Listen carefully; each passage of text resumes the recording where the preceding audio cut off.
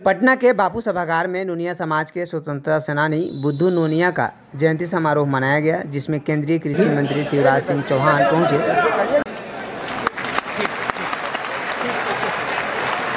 साथ ही उप मुख्यमंत्री सम्राट चौधरी, उप मुख्यमंत्री विजय सिन्हा, पूर्व उप मुख्यमंत्री रेणु देवी सहित दर्जनों विधायक व मंत्री शामिल, जहां सभी ने सम्मिलित रूप से दीप प्रज्वलित कर व बुद्धू नोनिया के छायाचित्र पर पुष्प अर्पित कर उन्हें श्रद्धांजलि दी।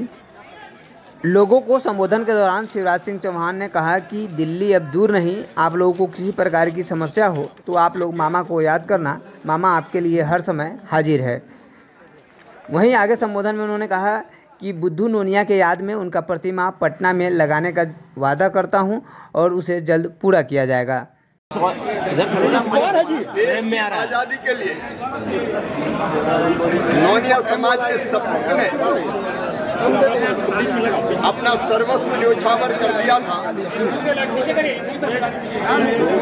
और नमक बनाकर गांधी जी के आह्वान को स्वीकार किया था, नमक बनाकर बांधा था और धोखे से गिरफ्तार किए गए और नमक बनाने वाले जलते कढ़ाव में उनको डाल दिया गया। लेकिन उस कढ़ाव से भी आह नहीं आई। बुद्धू नोनिया जी की भारत माता की जय और वंदे मातरम निकला। ऐसे अमर शहीद के चरणों में प्रणाम। मैं धन्यवाद देना चाहता हूं बिहार की सरकार को, हमारे उप मुख्यमंत्री द्वय ने ये कहा है कि उनकी प्रतिमा पटना की इस पवित्र धरा पर लगाई जाएगी, जो उनके बलिदान की जो कहानी है वो आने वाली पीढ़ियों को बताएगी। उनको प्रणाम, मैं बधाई देना चाहता हूँ। धन्यवाद मोदी जी को, अमित भाई को। आज इसी दिन जातिगत जनगणना की तारीखें घोषित कर दी गई है। जनगणना होगी लेकिन जातिगत जनगणना। उनको बहुत बहुत धन्यवाद देता हूँ। हम जो कहते हैं वो करते हैं, लेकिन एक तरफ मेरे मन में अफसोस है, लालू यादव जी आपको क्या हो गया है? पिछड़ों की बात केवल पाखंड और दिखावा है। सचिन, जिन्होंने भारत को संविधान दिया जिसमें आरक्षण का प्रावधान किया गया, ऐसे भारत रत्न डॉक्टर बाबा साहब अम्बेडकर का आप अपमान करते हो। मन विक्षुब्ध है और तकलीफ से भी भरा है। जो अपमान उनकी तस्वीर का किया गया है, ये असली इरादे लालू यादव जी और आरजेडी के जाहिर करता है। हाथी के दांत खाने के और दिखाने के और। लालू जी और आरजेडी को ना तो बिहार कभी माफ करेगा, ना देश कभी माफ। 5 से 6 दिन, लेकिन कोई बात ही नहीं। जीवन में अगर आगे बढ़ना है तो सबसे बड़ा सिद्धांत है कि कभी अपने पूर्वजों और महापुरुषों को नहीं भूलना चाहिए। मैं माननीय रेणु जी को और आप सभी को बहुत बहुत आभार व्यक्त करता हूं कि आप सब शहीद बुद्धू नोनिया जी के जन्म शताब्दी समारोह में यहाँ उपस्थित हुए हैं। और यह हम सब के लिए सम्मान की बात है कि आज हम सब एक ऐसे प्रधानमंत्री को देख रहे हैं जो अपने पुरखों को, जो अपने पूर्वजों को, जो अपने शहीदों को, जिनकी चर्चा कभी कोई नहीं करता था, उन सब को वापस उनके उसी सम्मान को दिलाने का काम किया। वैसे प्रधानमंत्री नरेंद्र भाई मोदी जी के साथ हम लोग चल रहे हैं।